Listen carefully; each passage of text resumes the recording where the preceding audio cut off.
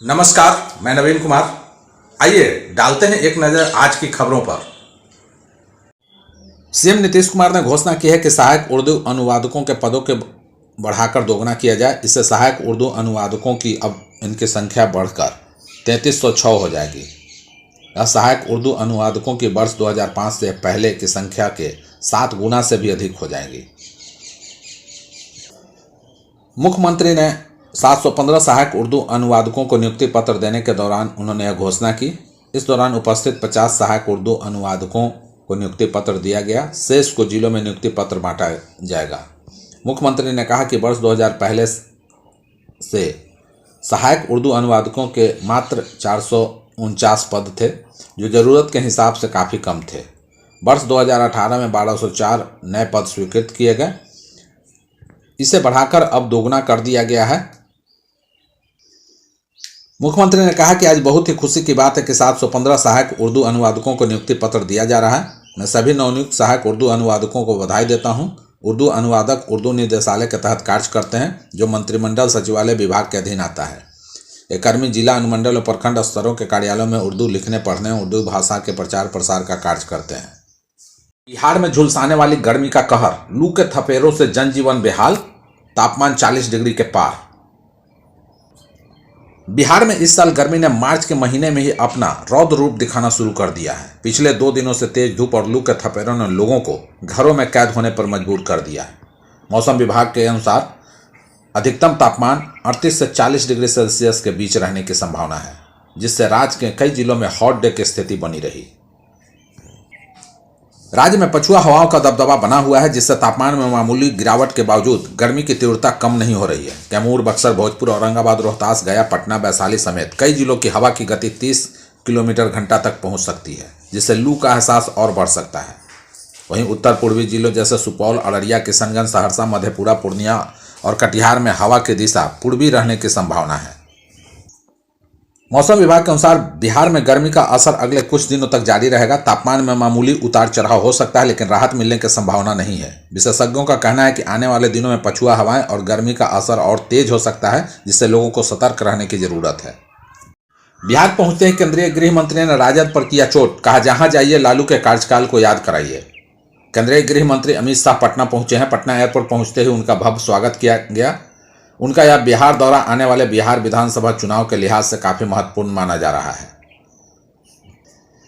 वहीं बैठक के दौरान केंद्रीय गृह मंत्री अमित शाह ने आगामी बिहार विधानसभा चुनाव पर विस्तार से चर्चा करते हुए नेताओं को आवश्यक निर्देश दिए। बैठक की समाप्ति के बाद देर रात श्री शाह पार्टी के कोर कमेटी के सदस्यों के साथ भी बैठक की। उनका यह बिहार दौरा आने वाले बिहार विधानसभा चुनाव के लिहाज से काफी महत्वपूर्ण माना जा रहा है। पटना पहुंचते केंद्रीय गृह मंत्री अमित शाह ने लालू प्रसाद यादव पर चोट किया। उन्होंने कहा कि हर गांव जाएं और लोगों को लालू के कार्यकाल को याद कराएं। इसके साथ ही उन्होंने यह भी कहा कि इस बार कोसी का क्षेत्र बाढ़ मुक्त हो जाएगा। गृह मंत्री अमित शाह बिहार दौरे पर हैं। उनके दौरे से पहले भारतीय जनता पार्टी के राष्ट्रीय अध्यक्ष जेपी नड्डा ने दिल्ली में एक सभा के दौरान पूर्व मुख्यमंत्री और राष्ट्रीय जनता दल के अध्यक्ष लालू प्रसाद यादव पर तीखा हमला किया है।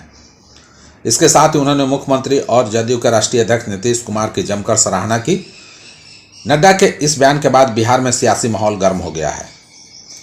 बिहार में इस साल होने वाले विधानसभा चुनावों को लेकर देश भर के बड़े नेताओं की नजरें लगी हुई है। राज्य से बाहर भी बिहार की राजनीति पर चर्चा हो रही है। बीजेपी 2025 के लक्ष्य 225 सीटों को लेकर मिशन मोड में काम कर रही है। यही कारण है कि दूसरे राज्यों में बैठक और सभाओं में बिहार का जिक्र आ ही जाता है। दिल्ली में पूर्वांचल मोर्चा के कार्यक्रम के दौरान जेपी नड्डा ने लालू प्रसाद यादव को निशाना बनाया। बीजेपी अध्यक्ष जेपी नड्डा ने कहा कि हमने बिहार को लालू के राज में बर्बाद होते देखा। जब वह मुख्यमंत्री बने तो राज्य को जंगल राज बना दिया। डॉक्टर और व्यापारी इस शासन के आतंक से पलायन करने लगे। एक समय था जब पटना की सड़कों पर शाम 5 बजे के बाद कोई नहीं चल सकता था और शादी समारोह में शामिल होने के लिए शोरूम से गाड़ियां निकाल ली जाती थी। लेकिन नीतीश कुमार के मुख्यमंत्री बनने के बाद बिहार का विकास हुआ और यहाँ की सूरत और सोच दोनों बदल गई। गंगा की सफाई को लेकर बिहार सरकार पर जुर्माना। सुप्रीम कोर्ट ने एनजीटी के आदेश पर लगाई रोक। सुप्रीम कोर्ट ने राष्ट्रीय हरित अधिकरण एनजीटी के उस आदेश पर रोक लगा दी है जिसमें बिहार सरकार पर 50,000 जुर्माना लगाया गया था। एनजीटी ने गंगा नदी के प्रदूषण की रोकथाम और नियंत्रण से संबंधित मामले में अपने निर्देशों का पालन न करने और उचित सहायता न करने के लिए बिहार सरकार पर यह जुर्माना लगाया था। एनजीटी ने पिछले 15 अक्टूबर को पारित अपने आदेश में बिहार के मुख्य सचिव को गंगा नदी में प्रदूषण की रोकथाम और नियंत्रण के लिए उठाए गए कदमों के बारे में उसे अवगत कराने के लिए वीडियो कॉन्फ्रेंस के जरिए उसके समक्ष पेश होने का निर्देश दिया था। जस्टिस BR गवई और न्यायमूर्ति अगस्टिन जॉर्ज मसीह की पीठ ने एनजीटी के आदेश को चुनौती देने वाले बिहार सरकार की याचिका पर सुनवाई की। पीठ ने इस मामले में केंद्र और अन्य हितधारकों को नोटिस जारी कर 4 सप्ताह के भीतर याचिका पर जवाब मांगा है। नीतीश कुमार के नैया पार कराने का अमित शाह का प्लान, बीजेपी नेताओं को दिया अर्जुन वाला लक्ष्य। बिहार में इसी साल के अंत में विधानसभा चुनाव होने वाले हैं। इसे लेकर केंद्रीय गृह मंत्री अमित शाह ने बीजेपी की अहम बैठक में बड़ा संदेश दिया, जिसमें उन्होंने सीएम नीतीश कुमार के नैया पार लगाने का पूरा प्लान पेश किया।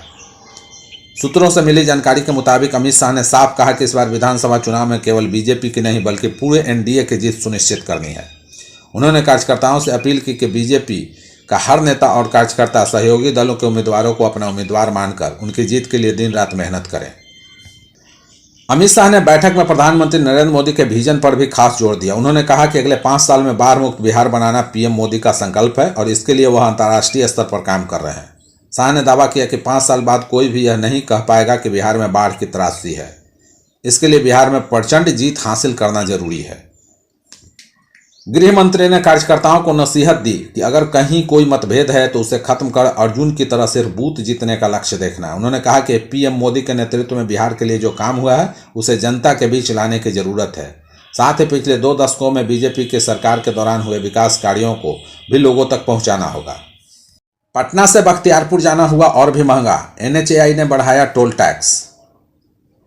बिहार में NH30 पर राजधानी पटना से लेकर बख्तियारपुर के बीच 181.3 किलोमीटर लंबी 4 लेन वाली सड़क से गुजरना 1 अप्रैल से महंगा हो जाएगा। इस 4 लेन से होकर गुजरने वाले छोटी बड़ी गाड़ियों को अब अधिक टोल देना होगा।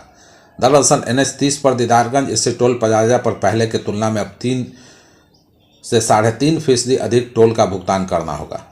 इस टोल के 20 किलोमीटर के दायरे में रहने वाले को गैर व्यावसायिक वाहनों की आवाजाही के लिए 350 रुपये का मासिक भुगतान करना होगा।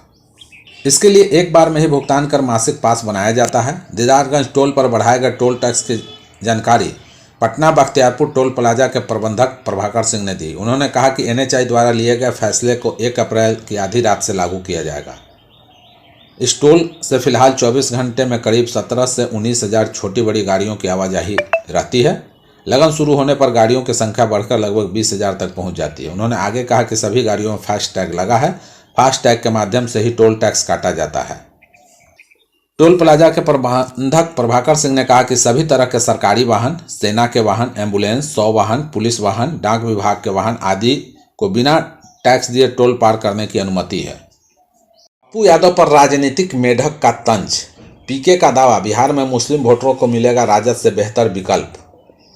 जनसुराज के सूत्रधार प्रशांत किशोर ने पूर्णिया और अररिया के दौरे पर मुसलमानों से खास अपील की। उन्होंने कहा कि मुसलमान भाजपा के डर से राष्ट्रीय जनता दल को वोट देते हैं, लेकिन आने वाले विधानसभा चुनाव में उन्हें जनसुराज के रूप में एक बेहतर विकल्प मिलेगा। पीके ने पप्पू यादव को राजनीतिक मेढक बताया और अमित शाह के बिहार दौरे पर निशाना साधा। उन्होंने कहा कि अमित शाह को बिहार के मजदूरों को गुजरात के बराबर वेतन देने की घोषणा करनी चाहिए।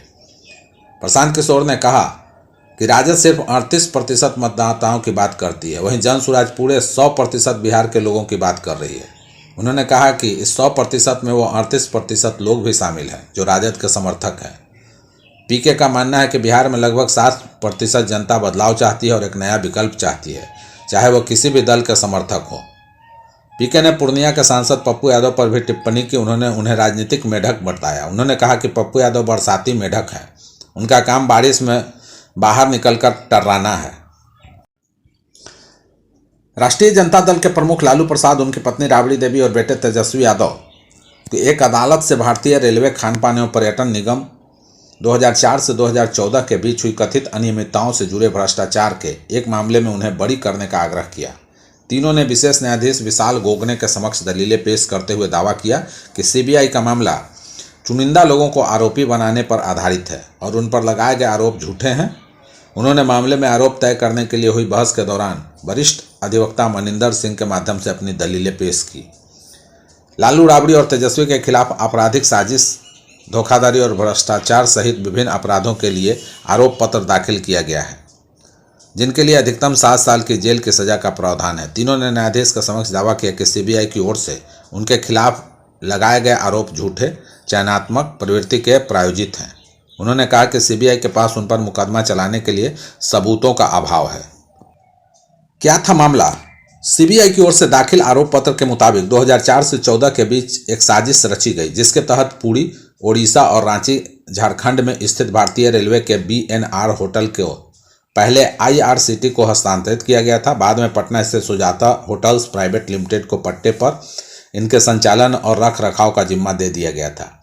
जांच एजेंसी ने आरोप लगाया है कि निविदा प्रक्रिया में धांधली और हेराफेरी की गई और निजी पक्ष सुजाता होटल्स की मदद करने के लिए शर्तों में बदलाव किया गया।